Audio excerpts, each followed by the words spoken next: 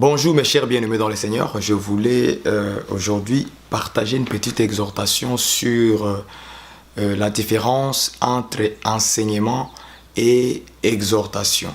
C'est avec joie encore une fois aujourd'hui que je viens juste éclaircir sur ces deux points, de savoir qu'est-ce que c'est l'exhortation et qu'est-ce que c'est l'enseignement. Vous savez, il y a une mauvaise compréhension au milieu de nous, de nos frères. Car beaucoup croient avoir enseigné, mais en réalité, ils sont en train d'exhorter, sans le savoir. Mais il fait des exhortations comme un enseignement. Or, l'enseignement est différent de l'exhortation. Mais par ces petites vidéos d'éclaircissement sur ces points, nous allons simplement définir en bref l'exhortation et l'enseignement. C'est alors que vous comprendrez quand un frère est en train de parler de la part de Dieu des Écritures, vous saurez que non, ce frère, il est en train d'enseigner. Et ce frère, il est en train d'exhorter. Que ce soit un pasteur connu, populaire, que vous connaissez sur l'Internet, que ce soit n'importe qui. Il faut toujours savoir quel est le don qui est en train de se manifester à ce moment-là où il est en train de parler des Écritures. Ça, c'est un aspect vraiment très capital que beaucoup ne se rendent pas compte de ce qu'ils font. Et en réalité, tu vas voir qu'un frère est en train d'exhorter, mais il dit que non, il est en train d'enseigner. Donc tu vois, il y a comme une petite confusion là-dedans. Vous allez comprendre c'est quoi l'enseignement et c'est quoi l'exhortation. Par là, nous allons d'abord ouvrir dans Romains chapitre. Dans le livre de Romains. Je vais vous montrer quelque chose par rapport aux dons, parce que ce sont des dons. Que ce soit l'enseignement ou l'exhortation, ce sont des dons. On appelle ça les dons d'enseignement et les dons d'exhortation. Mais le seul problème que nous avons, c'est que beaucoup de frères croient, en réalité, ils croient que l'enseignement, c'est une exhortation. Nous allons prendre Romains, chapitre 12, à partir du verset 5. Ouvrez votre Bible bien aimé dans le Seigneur, parce que nous parlons avec la Bible ouverte. Bible ouverte. Nous allons comprendre cela d'abord par rapport aux dons. On commence Romains chapitre 12, verset 5, et puis on va descendre jusqu'à 6. Ainsi, nous qui sommes plusieurs, nous formons un seul corps en Christ, et nous sommes tous membres les uns les autres. Verset 6. Mais nous avons des dons différents selon la grâce qui nous a été accordée. Si c'est la prophétie, que ça soit en accord avec la foi. Si c'est le diaconat, que ça soit dans un esprit de service. Que celui qui enseigne, j'aime ça, que celui qui enseigne s'attache à l'enseignement. Celui qui exhorte, verset 8, celui qui exhorte à l'exhortation, c'est-à-dire qu'il s'attache à son exhortation. Que celui qui donne le fasse avec simplicité, celui qui préside avec empressement, celui qui exerce la miséricorde avec joie. Retournons un peu en arrière au verset 6. J'aimerais que vous souligniez ça, le verset 6. Il dit ceci, mais nous avons des dons différents. J'aime ça. Donc, nous avons compris qu'en réalité, l'enseignement, c'est un don. Voilà, c'est là qu'il faut commencer. L'enseignement est un don. Exhortation est aussi un don. Donc, les soi-disant de frères aujourd'hui, auparavant, ils nous ont enseigné que tout le monde peut exhorter, tout le monde peut enseigner. Du coup, on se retrouve avec beaucoup de gens, beaucoup de frères, commencer à exhorter n'importe quoi, commencer à dire n'importe quoi, et il pense qu'il est en train d'exhorter, il est en train d'enseigner, or on ne lui a même pas donné ni les dons d'enseignement, ni les dons d'exhortation. Il y a ces gens-là qui sont comme ça. Et quand tu regardes, surtout sur le Facebook, nous les voyons tous les jours. Un frère il prend un verset, il parle n'importe quoi, mais quand tu regardes, les versets qu'il prend, ça ne se concorde pas. L'idée qu'il veut donner, ça ne tient pas debout. Est-ce que vous comprenez? Et par là, il faut comprendre que non, les frères n'ont pas les dons ni d'exhortation, ni d'enseignement. Mais moi, je ne suis pas là-bas pour ces gens-là. Maintenant, je suis sur les gens où ils prennent de l'exhortation comme un enseignement. Or, l'enseignement, c'est différent de l'exhortation. Ce n'est pas la même chose. Est-ce que vous comprenez? C'est quoi l'exhortation? Exhorter, cela veut dire tout simplement encourager, avertir, consoler, vous voyez? Et aussi, oui, c'est ça, avertir, consoler, encourager, exhorter. Tout ça là, ça fait partie des exhortations. Parce que dans l'exhortation, on peut donner des avertissements. Dans l'exhortation, on peut encourager. Dans l'exhortation, on peut fortifier quelqu'un. Dans l'exhortation, on peut aussi consoler celui qui est abattu des problèmes, des difficultés, tout consort. On peut les consoler. Tout va se passer toujours selon la Bible. Tout va se passer selon la Bible. L'exhortation des paroles que le frère va t'exhorter viendra de la Bible. Que ce soit pour t'avertir, t'encourager, te fortifier, te consoler. Tout ça, ça viendra toujours de la Bible. Mais ce n'est pas un enseignement. C'est là où nous sommes, frères et sœurs. L'exhortation n'est pas un enseignement. L'enseignement, c'est quoi? L'enseignement, c'est expliquer la profondeur d'une écriture dans la Bible. Que tu n'as pas l'idée que cela veut dire. Tu n'as pas l'idée de sa signification, de sa définition, ou tu ne comprends pas en profondeur qu'est-ce que Dieu voulait dire par ici. La Bible, ce sont des paraboles, ce sont des énigmes, c'est les bégaiements de Moïse. Ok? Qui sont dedans? Ce sont des mots cachés, des paroles codées. Voilà les mots. Les paroles codées. Et pour décoder cette parole, il te faut la clé pour ouvrir des portes, afin que tu comprennes exactement qu'est-ce que Dieu voulait dire par ici. C'est ça l'enseignement. C'est expliquer une écriture en profondeur. Parce que Paul nous a dit que nous puissions connaître Jésus-Christ en profondeur, en hauteur, en largeur et longueur, largeur, hauteur et profondeur. Voilà. Tu voyais? Donc nous devons, c'est sonder l'écriture à l'intérieur. C'est aller chercher l'explication d'une parabole, l'explication des bégaiements de Moïse, l'explication des choses cachées que Dieu a cachées dans les Écritures. C'est ça qu'on appelle l'enseignement. L'enseignement, ce n'est pas exhorter, non. L'enseignement, ce n'est pas encourager quelqu'un, non. L'enseignement, ce n'est pas fortifier quelqu'un, non. L'enseignement, c'est donner la lumière. On va lire cela dans Proverbes chapitre 6. Lisons, frères et sœurs. Donc, je suis en train de mettre un peu en garde par rapport à ces deux définitions, exhortation et aussi enseignement. Ouvrons un peu dans Proverbe. Proverbe va nous aider. Qu'est-ce que c'est l'enseignement? Donc, je le fais ça en bref, pas vraiment en profondeur, mais ça va vous donner une idée. Quand vous écoutez un frère parler, vous allez, ah non, le frère, il exhorte. L'autre, il enseigne. Ok? Vous saurez comment différencier ces deux dons-là. Écoutons un peu Proverbe chapitre 6, verset 23. Car le commandement est une lampe, l'enseignement une lumière, et les réprimandes éducatives sont le chemin de la vie. Donc les Écritures nous disent que l'enseignement, c'est une lumière. Donc nous comprenons que si l'enseignement égale lumière, or les ténèbres veut simplement dire l'ignorance. Là où il y a l'ignorance, il nous faut la lumière, c'est-à-dire il nous faut l'enseignement.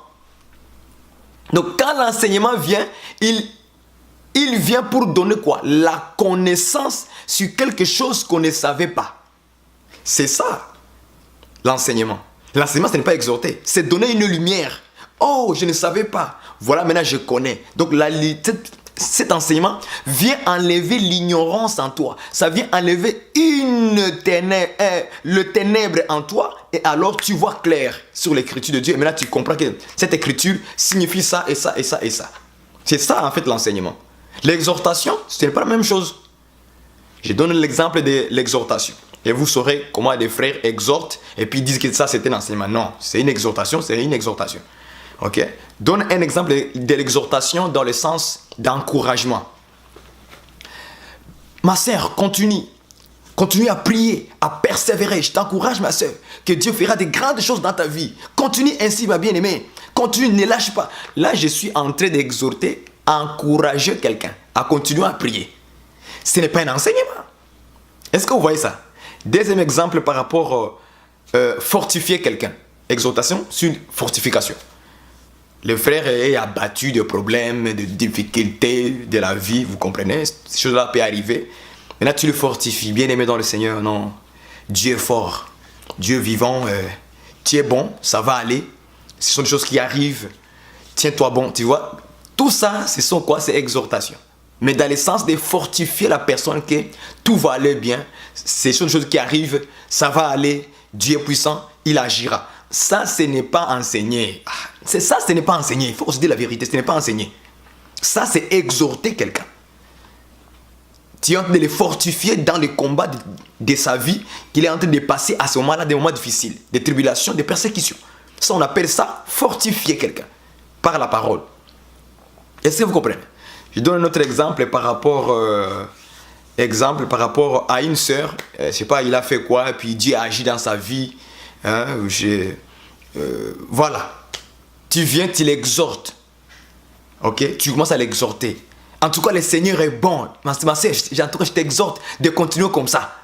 Ouais, là, tu l'exhortes de continuer. Parce que Dieu a fait quelque chose dans sa vie. Peut-être que son enfant était malade et puis Dieu a guéri son fils ou sa fille ou bien quelqu'un de sa famille. Et puis il a vu la main de Dieu se manifester dans sa famille. Là, tu l'exhortes et dis, continue comme ça, ma sœur. Tu vois comment notre Dieu est. Notre Dieu est puissant. Il agit toujours. Là, tu es en train seulement d'exhorter la personne de continuer. Dans le sens aussi d'avertir. Avertir une personne, un frère par exemple, un frère qui fait des débauches, des débauches sexuelles, il sort avec des femmes, tout ça. Et puis là, tu l'appelles et puis tu dis, mon frère, écoute, donne ton corps à Dieu. Ton corps, c'est le temple du Saint-Esprit, mon frère. Écoute-moi, ce n'est pas bon ce que tu fais là. La Bible nous dit que notre corps est le temple du Saint-Esprit. Ok? Là, vous êtes en train d'exhorter les frères d'arrêter le mal. Frère, si tu continues comme ça, tu mourras. C'est la mort, frère. C'est la mort spirituelle dans ta vie. Là, maintenant, tu es mort spirituellement. Tu fais des choses incroyables. Toi, tu es un frère. Tu dois se comporter comme un saint. Vous voyez? Là, en même temps, tu l'avertis parce que tu lui as parlé de la mort spirituelle dans sa vie. Et en même temps, tu l'amènes de l'exhortation pour lui dire que ton corps, c'est le temple du Saint-Esprit. Frère, je t'exhorte, abandonne ces choses. Vous voyez? Là, tu es en train de faire quoi? D'avertir, en même temps, tu es en train d'exhorter la personne de faire quoi? De revenir à Dieu et de se consacrer à Dieu. Pardon. Est-ce que vous me comprenez? Ça, ce n'est pas un enseignement. Donc, les gens, maintenant, sur l'Internet, ils passent le temps à exhorter. Et puis lui dit que j'enseigne. Il dit non, tu n'as pas enseigné, tu as exhorté. Tu as exhorté. Quand il dit aux gens, n'abandonnez pas. N'abandonnez pas, bien-aimés dans le Seigneur. Même s'il y a des problèmes, même s'il y a des difficultés, même s'il y a des calomnies, même si c'est bien-aimé dans le Seigneur. Nous avons Jésus-Christ. Nous sommes plus que vainqueurs. Mais là, tu es en train d'exhorter. Tu n'as rien enseigné là. Est-ce que vous voyez la différence? Là, tu es en train complètement d'exhorter. Tu n'es pas en train d'enseigner. Il ne faut pas faire une exhortation et un enseignement. Non. Je vais vous donner un exemple d'un enseignement. J'avais dit ça sur Facebook. Je donne Jean chapitre 3, verset que tout le monde connaît. Prenons l'exemple de l'enseignement. Jean chapitre 3, verset 16. Tout le monde connaît ces versets-là. Jean 3, 16. Car Dieu a tant aimé le monde qu'il a donné son Fils unique, en fait quiconque croit en lui ne périsse pas, mais qu'il ait la vie éternelle. Tout le monde connaît ces versets-là.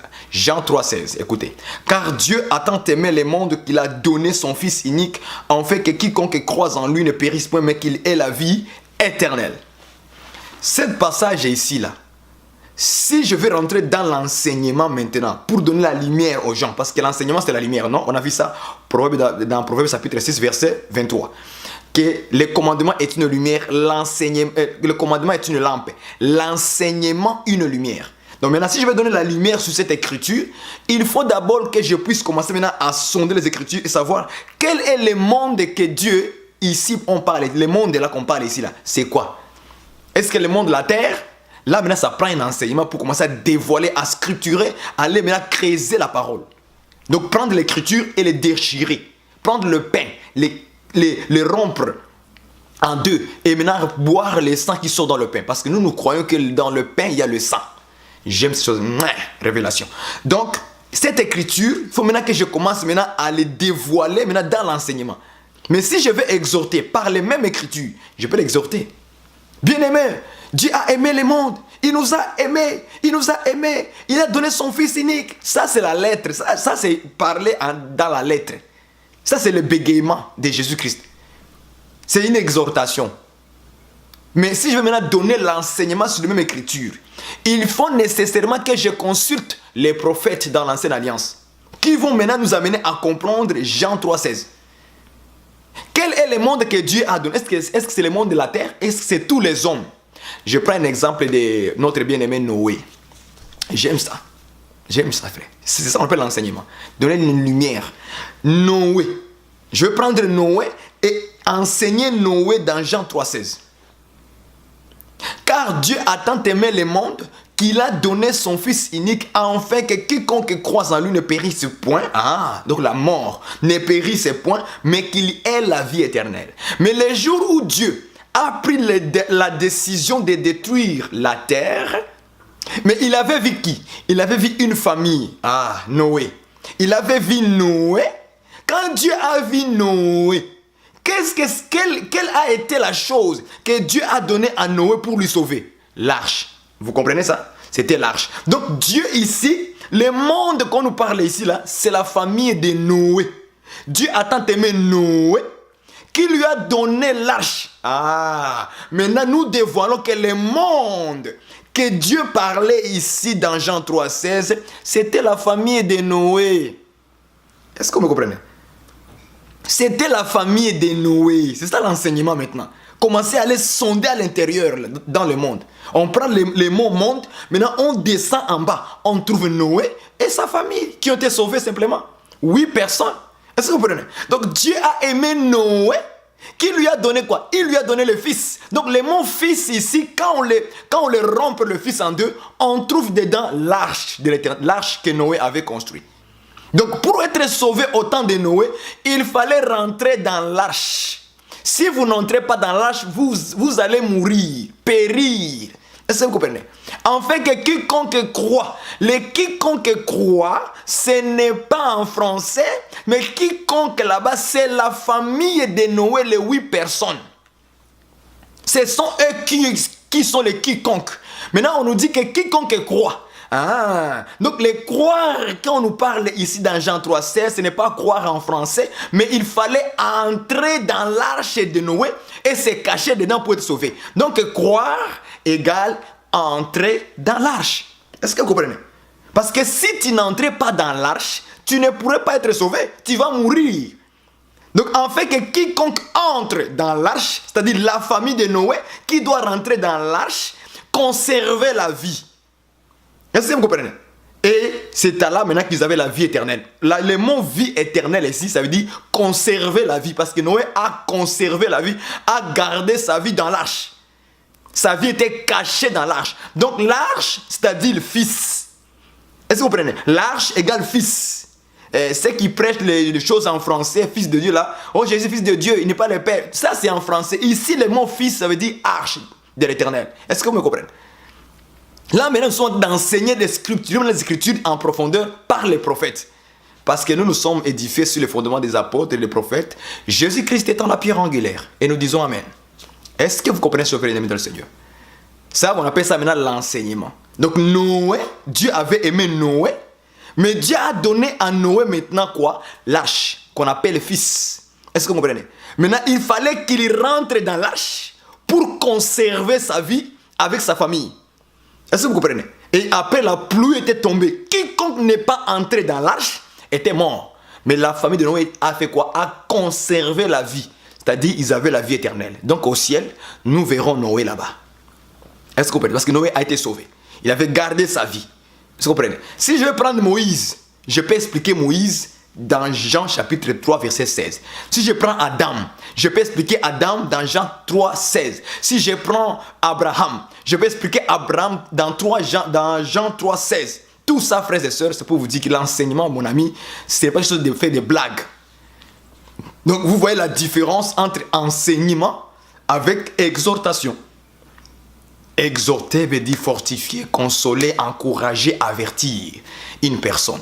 Ça n'a rien à voir avec l'enseignement. L'enseignement, il faut rentrer en profondeur. Je peux prendre plein d'exemples pour enseigner. Plein d'exemples pour enseigner. il y en a beaucoup dans l'enseignement. Mais l'enseignement, ce n'est pas l'exhortation. Donc, faisons cette différence-là, de comprendre que les frères ont les dons d'exhorter. Reste aussi, attache-toi sur ton exhortation. Ne quittez pas ton poste, frère. Il y a beaucoup de frères qui quittent le poste. Et c'est comme ça qu'ils ont commencé à inventer dans leur tête. Exhorter, pour lui, ça fait enseigner. Non. Moi, j'ai le discernement. Quand j'écoute un frère en train de parler, mais je sais qu'il ici, il est en train d'exhorter. Moi, je le sais. C'est une chose que Dieu m'a déjà enseignée. Et que je sais différencier entre l'exhortation et l'enseignement. Mais quand un frère est d'enseigner avec précision des Écritures, point par point, là, je dis, ça là, c'est un enseignement. Ça, ce n'est plus exhortation. Ça, c'est un enseignement. C'est pourquoi Jacques a mis un avertissement là-dessus. Il dit, ne soyez pas nombreux à enseigner. Ne soyez pas nombreux à enseigner, car nous serons jugés sévèrement. Pourquoi il a parlé de l'enseignement? Parce que l'enseignement vient enlever les ténèbres. L'enseignement, c'est la lumière. Alors, si maintenant l'enseignement, c'est la lumière, ça veut dire que là où l'enseignement vient, c'est pour venir chasser les ténèbres et donner un éclaircissement sur les choses de Dieu. En fait que la personne reçoive quoi? La connaissance. Mon peuple périt faute de quoi? De connaissance. Donc le peuple périt parce qu'ils sont dans le ténèbre. Ils n'ont pas la lumière. Il faut quoi? L'enseignement pour éclaircir maintenant la personne afin d'avoir la lumière. Dit waouh, maintenant je peux voir les Écritures clairement. Est-ce que vous comprenez? C'est très important, ce frère. Bien aimé dans le Seigneur. C'est tous les frères. Si tu exhortes, attache-toi à l'exhortation, c'est parce que tu as les dons d'exhortation. Je veux aussi ajouter une chose aussi, la dénonciation par exemple. Les gens qui dénoncent, tel pasteur a fait ceci, tel pasteur a fait cela, tel ceci, cela. Même la dénonciation est une exhortation. Ce n'est pas un enseignement. Ne faites jamais cette erreur-là en disant que quelqu'un qui dénonce, il est en train d'enseigner. Non, il n'enseigne pas. L'enseignement, ça n'a rien à voir avec dénoncer un faux prophète, un faux pasteur, un faux serviteur. Ça n'a rien absolument à voir. Ce n'est pas un enseignement. Une personne qui vous dit, bien aimé dans le Seigneur, fais attention à tel pasteur. Lui là, c'est un faux. Mais il fait quoi? Il avertit. Ce n'est pas un enseignement. Il avertit. Vous voyez? Dénoncer, ce n'est pas enseigner. Dénoncer, c'est une exhortation d'avertissement aux gens qui suivent des choses qui sont fausses. Mais l'enseignement, c'est quoi? C'est de te prendre et te mettre assis sur la chaise et maintenant commencer à sculpturer sur la personne de Jésus. On commence maintenant à te dévoiler Jésus dans les Écritures, en commençant par la loi de Moïse, dans les prophètes et les psaumes, tout ce qui concernait Jésus. Tu commences maintenant à voir point par point, on t'enseigne. On t'enseigne Jésus dans la loi, Jésus dans les prophètes, Jésus dans le psaume. Est-ce que vous comprenez? Là maintenant tu commences maintenant à voir Jésus dans les Écritures. Comme l'eunuque éthiopienne. Il fallait que Philippe l'explique Ésaïe 53. Et après il a fait quoi? Il a vu Jésus. Oui, Jésus est le Fils de Dieu. Je crois que Jésus est le Fils de Dieu. Est-ce que vous comprenez? Maintenant il a vu Jésus où? Dans les Écritures. Donc toute personne qui ne voit pas Jésus dans les Écritures, mon frère, tu perds ton temps, tu n'as pas le salut. Tu auras un grand problème parce que Jésus viendra prendre ceux qui ont l'enseignement, c'est-à-dire ceux qui ont la lumière, la connaissance de sa personne. Est-ce que vous comprenez? C'est très important, si je veux bien aimer dans le Seigneur. Et c'est comme ça que beaucoup font des gaffes, des erreurs graves en disant que non, le fait qu'il exhorte, il enseigne. Non, frère, fais attention. Exhortation, ce n'est pas du tout l'enseignement. L'enseignement est différent de l'exhortation. L'enseignement, c'est scripturer la parole et l'expliquer dans les Écritures, les choses de Dieu, pour que la personne voie clairement les choses. Mais exhorter, c'est avertir, fortifier, consoler, encourager les personnes, ou bien dénoncer quelque chose qui est mal. Ça, ce sont des exhortations pour mettre en garde les gens. En tout cas, que le Seigneur vous bénisse. Si cela vous a été pour vous donner une petite lumière là-dessus, en fait que vous sachiez quand le frère parle, lui il enseigne. Quand le frère ici parle, lui il exhorte. En tout cas, je suis sûr que ceci, ça va vous aider de différencier un peu ces deux dons-là. C'est un don. Enseignement est un don. Et aussi exhorter, c'est un don. Ok? Donc, que le Seigneur vous bénisse et qu'il continue encore une fois de faire des bonnes choses en vous. Et l'œuvre qu'il a commencé d'avance, qu'il les continue en vous au nom puissant de Jésus-Christ, le Seigneur, notre Dieu, notre Père. Amen.